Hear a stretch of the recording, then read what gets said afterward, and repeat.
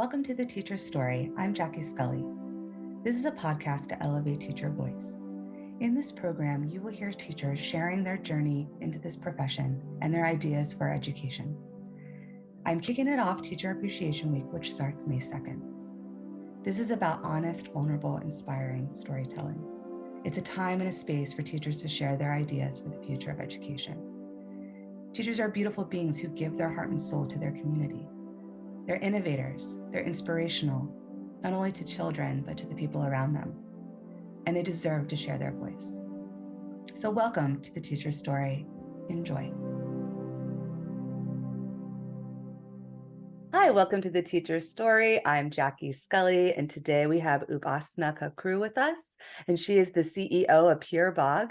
Pier Bog is an organization with a mission to create a platform for diverse South Asian-inspired storytelling to engage children and families, and she's an advocate for inclusive storytelling. I think this is so important, especially in today's world where lots of discussions about what our children are reading, what is in our libraries, what is in our schools. And I think that there is such a need for diverse voices. So I'm so excited to have this conversation with you today. I'm so excited to be here, Jackie, and just to be with your readers, to understand your listeners, and to understand or give them a perspective about inclusivity and why it's important, I think, and also tell them, what our little nonprofit does and why it's necessary. I think it's really, I'm happy to be here to be able to talk through that.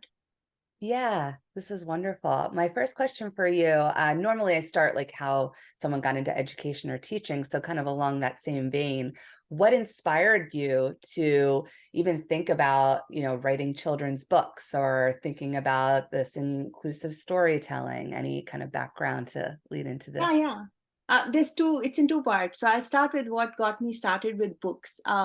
So, I think books have always been my refuge. Growing up, I come from a region which had an internal displacement due to terrorism, similar to what you hear about Syria, for example, right now. So I was born in a region called Kashmir, in the Indian part. And so we had a very harsh childhood where we had to like sort of move because the conditions became really hard in that area for our safety. And I did not ever think too much about this situation as a 8-year-old or a 9-year-old, but I think that it sort of creates that sense of grief of losing home and not feeling a sense of belonging, which I always somehow kept with me as a child. So what really made me open up to new experiences, learn more, and really feel comfortable was books. And in middle school, I remember it was really rough, as it is in for everyone. You're just having so many transitions personally as a child. That was specifically a time where I got a little bullied in school, and I think books were giving me that strength to carry on and also see new worlds. Like, I genuinely believe that books are our doors, windows, and sliding doors into a new culture. I read a lot of British books in that time frame because of the 200 years of colonialism that India went through. So we had a lot of British literature, and I loved it because it somehow got me connected to a world that I wasn't living. But it gave me such broad ideas about how people experience life, whether or not they were having the same life as me. So I think it sort of set me up for very, very diverse reading right from that age. Inclusivity part, I think, comes later. I've been in corporate marketing roles for about 20 years. That's the first half of my career, I like to say. And it was last year that I was in a conversation with a team, and we were brainstorming something.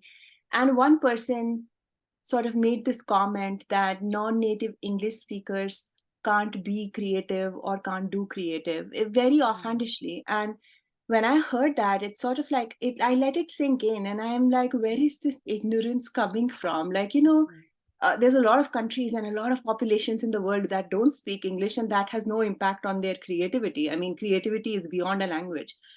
And Yes, yeah. yeah, so it kind of like surprised me. And then sort of I dug deep and I realized that a lot of our exposure here in the United States, or in the Western world in general, is very limiting. And those are things that we could fix. And I'm not a complainer. I like to think, what can I do different? How can I help this? And 90% of our curriculum books are written by people who are not diverse.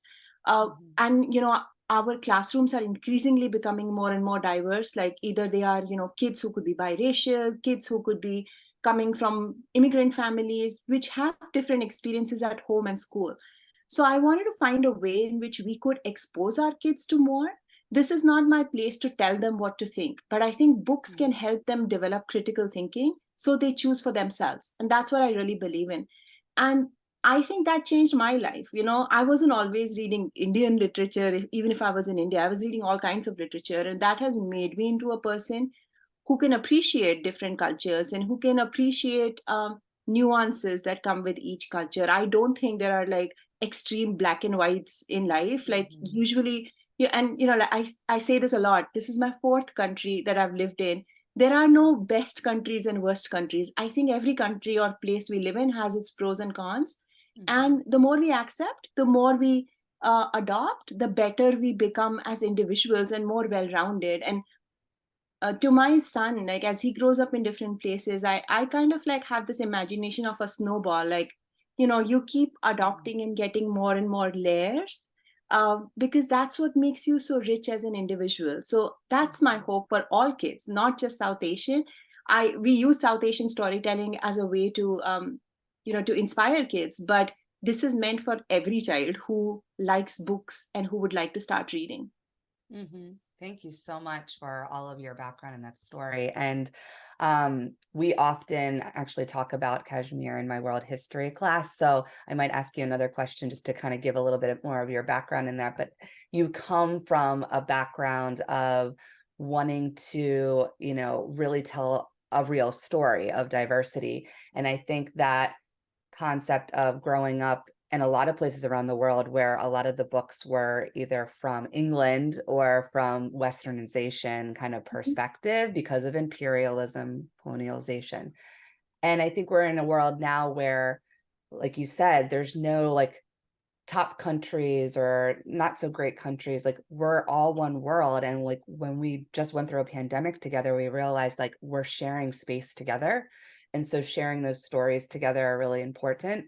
And then students being able to kind of like increase their vocabulary about the world and about others, so that they maybe don't make, an ignorant comment like someone made to you. And I remember when you first told me that, it was so shocking. I was like, why would someone say that? But, if you think about it, people who maybe grow up or live in a place where they did not have a lot of diversity, did not learn about different people and background, that's going to be their thought process, which can be very dangerous because you're often going to think that only English or only Westernization is the way to learn and to be in this world, when it's like, this world is very, very diverse, so many different backgrounds. English is not the dominant language, maybe in certain countries for business and travel. But honestly, if you look at like the population, a third of the country, the third of the world is in China and India, right? Mhm. So thinking English and Westernization is the dominant way is not true, population wise. Yeah, I think I don't want to make it about language so much. We speak English at home. Let me be clear. My husband and I don't have the same native languages, or our mother tongues are different. So when we are talking Yeah. at home, we are also speaking English, and I have nothing against it because I think people love languages. I speak 6 languages, and I love each of them Wow. differently. So I think that Yeah. this is beyond that. What I want children to know and parents to know is that there are so many different viewpoints, and we only get Mm. better when we learn about them. And the other thing about books that I want to bring is that when I was growing up, we were very middle class. Like, I didn't always have the um, availability to sort of travel the world, but the books allowed me to travel the world, right? So I wasn't visiting England on the first summer holiday I had because that was just not the kind of accessibility we had as a family. But that didn't mean I couldn't learn about it. And so I think that is why I like it, because independent of how what is your socioeconomic status, or independent of where you live, a big city or a small town, you still have access to books. And, in this country, we have such an incredible institution, both in schools and libraries, that offer kids the availability or the visibility to literature and books for free. Like, you don't have to spend, but you can. Mm-hmm. It is such a great way for you to get knowledge and to learn, which I really am hoping that we encourage. So, the idea that we should read for pleasure and learn is something that I really want to sort of think about and talk more about. There's less than 50% Americans who are reading for pleasure right now. And this is something we need to like wire in. Like, why are we not doing more of it? Look at the amount of Mm-hmm. literature in the world. Like, it's just so exciting to be able to be in those activities because your mind expands and you are a new person when you read something extremely well written. So that is something that I hope everyone can explore. Yeah, and I think just explaining it the way you did, if that's the way we explain it to children, is that when you are reading literature from other parts of the world, it's like being able to travel to those countries, being able to step into the shoes of someone living there, and it gives you a worldly view without actually having to get on an airplane and travel. And there's a, not a lot of accessibility for many people to do that. And so that's a great way of looking at books and literature, is that it allows you to see the world and to see these perspectives. Can you share a little bit about how you started this organization, or maybe like your first books that you authored? Yeah, so my first books, I writing for me is like therapy. Like, I honestly believe, like, I'm lucky to have a therapist. So I'm not going to say that, it's the same, but I think writing really helps Mm, me get my story out. So it was, I think, the first book I wrote was in 2012. It was a book of nonfiction. It was a part of my master's thesis. So it sort of like just directly flew from there. But the first creative or children's book that I wrote was in 2016. And it was a time when I was really struggling with a medical situation personally, which was unexpected. Like, I suddenly had this mm, illness that I had to deal with. And I also had my team being laid off at the organization I was at. So I was going through like these personal mm, and professional moments. And I found this story of a beaver. It was a little beaver in Michigan who was trying to run his first 1 mile race. mm, And I said, and it's called Little Danny Runs a Race. And I said, how would you feel when you do something new for the first time? Because when you're going through something really harsh in life, I also feel that it's one way that the world, the universe is sort of telling you mm, that there is something to learn. You need to learn something new. And I guess I was mm, in that mindset of saying, um, I'm not going to let the situation dictate what my life needs to be. I am going to take control because we can't control an external situation. We can only control our response. And mhm, so my response was, what would a child do? And this little beaver is a child who's trying to run a race. And so that sort of flew into that story. So it was very organic. And I worked with a co author who was my walking partner in our neighborhood. We used to have like a walking group, and we would do this like really fast walking. And that somehow came from there. mm, And it showed me how therapeutic it is to write. It also showed me how unique the process of getting the story out from your heart to paper feels like, because it's hard to do, but if yes. you have the tools and the resources, you can do it, because I genuinely believe everyone has a story inside them, and sometimes you need to trust the process to get it out. And Mhm, everyone has their own unique process. There are things that I teach in workshops to tell people, here is what can help you, but ultimately it's you getting it out of your system. So that was the first book I did. And then I guess, after the pandemic specifically, where I kind of questioned, where can I have true tangible impact? And mm, I was a new mom in the pandemic, and I think this idea of like, how can I how can I teach my child without having to be preachy mom, and how can I mm, expose my child to things without having to like, in a way that's fun. What can I do? And luckily, I got in touch with this organization called Peerbagh, and they were called something different at that time, but they were a children's monthly magazine that was running out of Montreal in Canada.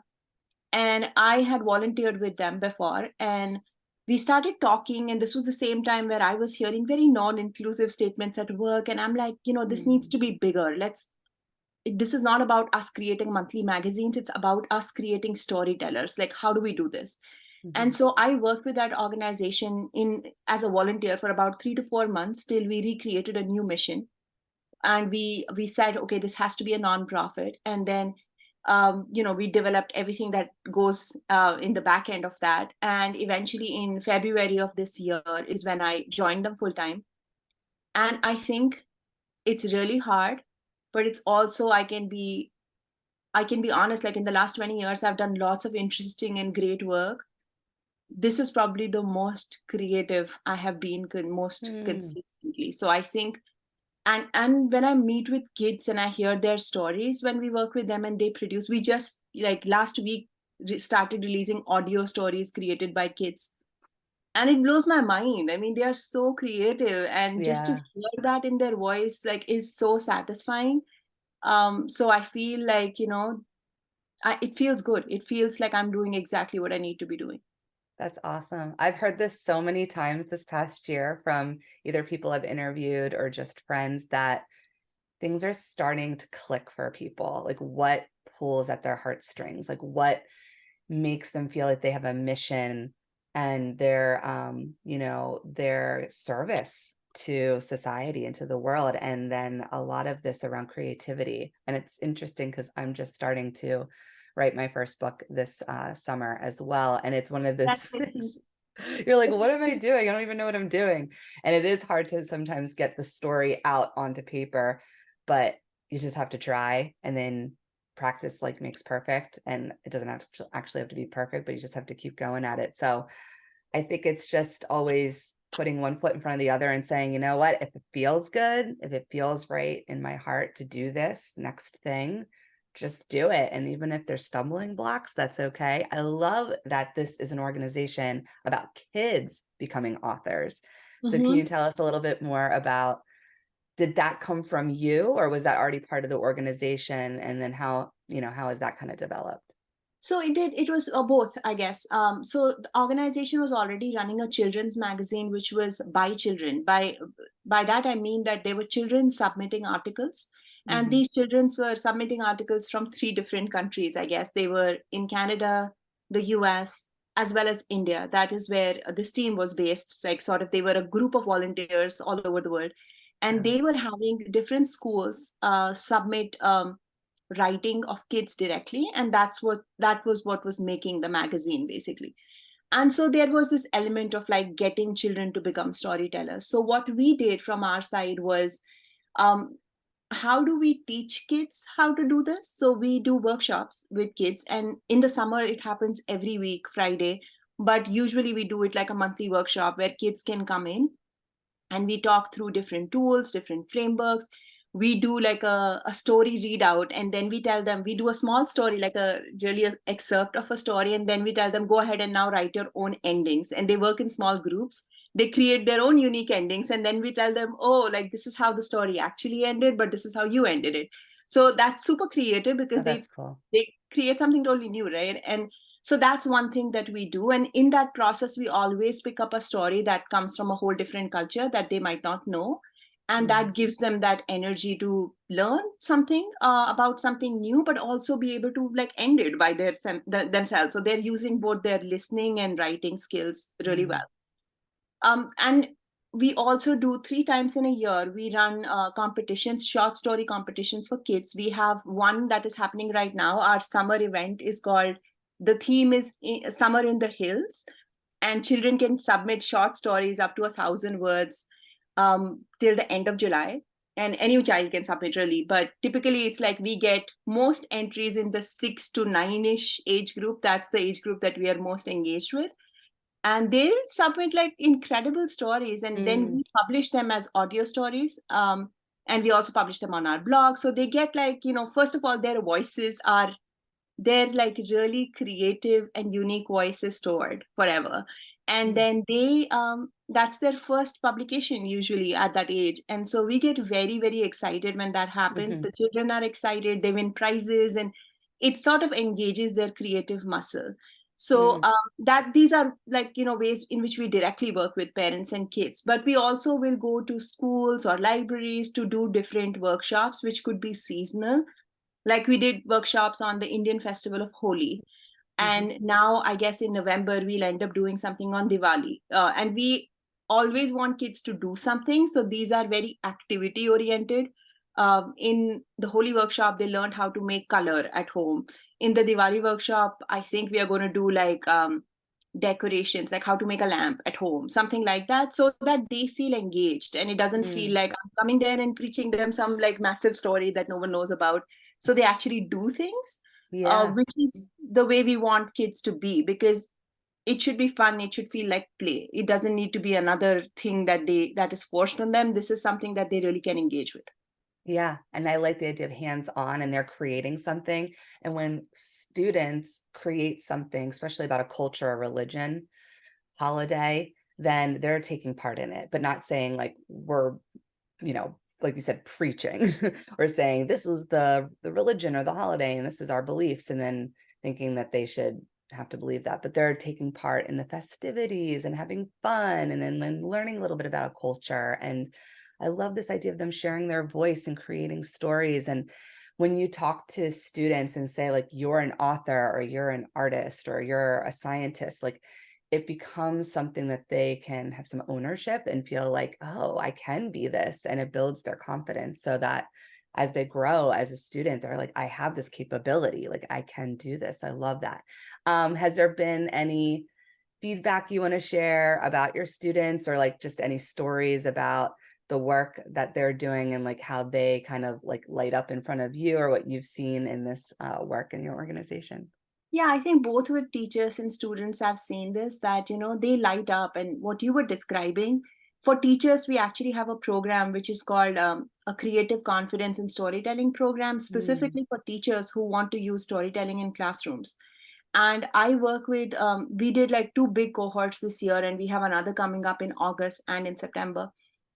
And these teachers will tell us that they teach social sciences, and how do they use storytelling in that. But you can, because mhm, we tell them the tools to, even if you are teaching math, like you could use storytelling to engage the kids more. And no matter who you are, all human beings are natural storytellers. We just sometimes mhm, need to be nudged and told that, yeah, I mean, you can say it like a story, because you know that 22% more people are going to remember the fact you're teaching them when it's mhm. wrapped in a story.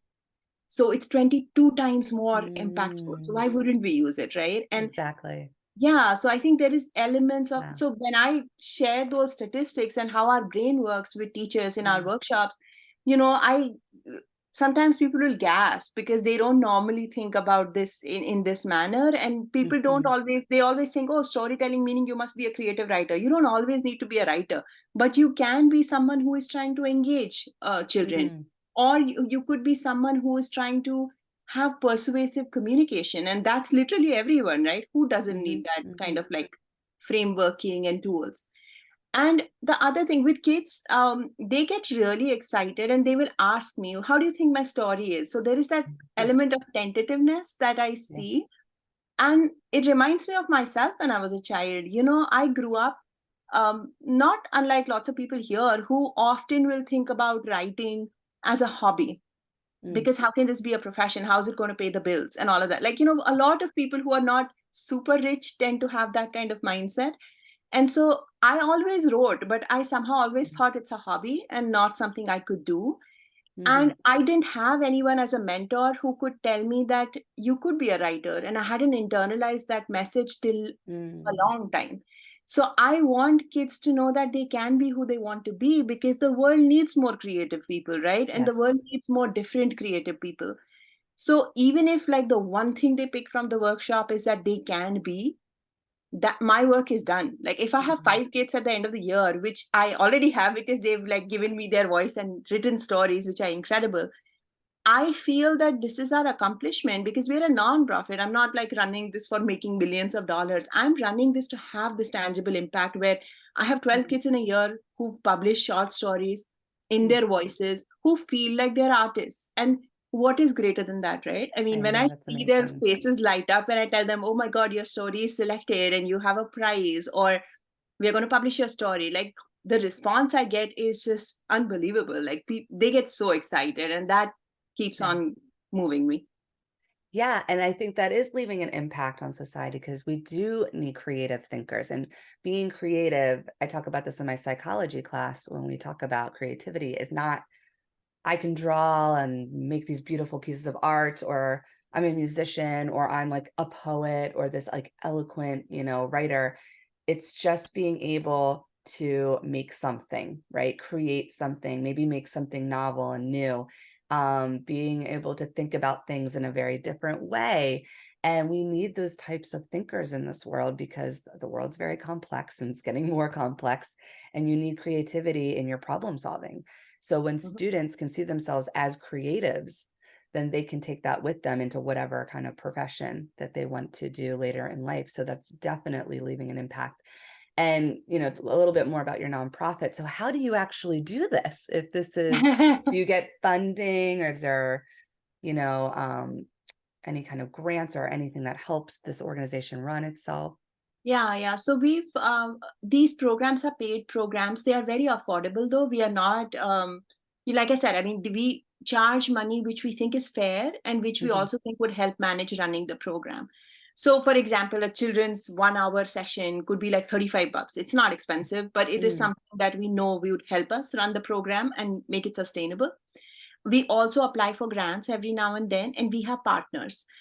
So, for example, we are doing our first in-person um, culture and literary fest, which has lots of children's activities. About 100 schools are participating, and mm, this is happening in India in the Himalayan hills. So it's very scenic and mm, beautiful in a place called Dehradun. And the festival is called Varta, which means conversation. mm, And we have two partners who are local nonprofits who have worked with grant makers who are currently even like fundraising for the event. The event is free to attend, but we want to make sure that we have enough funds to run the event.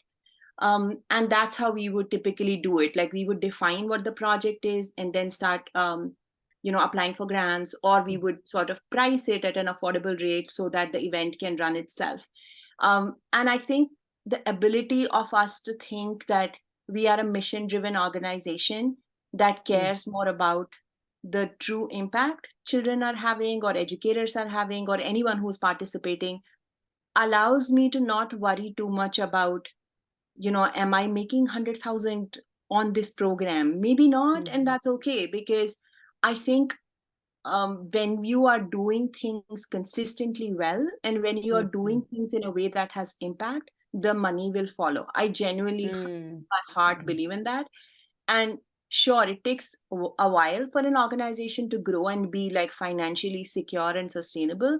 I wouldn't say we have reached there because we are still so new as a nonprofit, but I have full faith that we can, because mhm, when I see the feedback from teachers or students or anyone that, or authors even, that we engage with, it is overwhelmingly positive. So I know we are in the right direction. I love that. And I love that idea of when you stick to your mission, your impact and you're doing it for that, things will fall into place. And they Mhm. do. And I could see your organization growing. I mean, you just started in February. This is amazing. So it's not even, halfway through the year yet. Any other message you want to leave us with, like where you see this growing in schools, maybe throughout the United States, Canada, the world, um, or like the ideas that you have to see, full inclusivity in schools? Anything you want to share? Yeah, I would love if I can work with schools. I guess that's like a future plan on how can we work with schools in an academic year to Mhm, do this in a way that the schools can participate, because then it's they know the students, they know the classrooms, they know what is the need coming from which sort of cohort of kids, and that would help us as a partner. The schools don't need to have any financial investments because we're already producing all the content and we have the materials ready. But even if they could partner with us to sort of mm, share this with students and work with us on that through the academic years, I think this would have, we could scale it better. Right now, we work with many schools, but it's usually like on a very, I guess, one-on-one basis. It mhm, would make our lives and everyone's, like, it would scale, the program would scale much better for all kids. if we were partnering with schools throughout the academic year. That's really my hope, because it's kids are already in that mind space of learning when they are in school, and our teams can come in and be there at that time. The other advantage of a school system or having a partner like a school is that I love the idea that we can be global and we can do so many things on Zoom, but I'm also very aware of screen time. And so I feel that, a lot of our activities are actually hands-on, like, draw this, color that, like, or like even here is how the story is read, which I guess in person is just nice for kids, because Yeah. I'm always thinking as a parent, how do I keep reducing the screen time? Although, to be honest, like having the availability on Zoom does help us reach kids all over the world, which is great in itself. But I would love to have like local presence or go to different schools where we can do in-person sessions more, simply because it's just, I don't want to have like 20 hours of screen time for any child. So I'm trying to like be very mindful of that as well.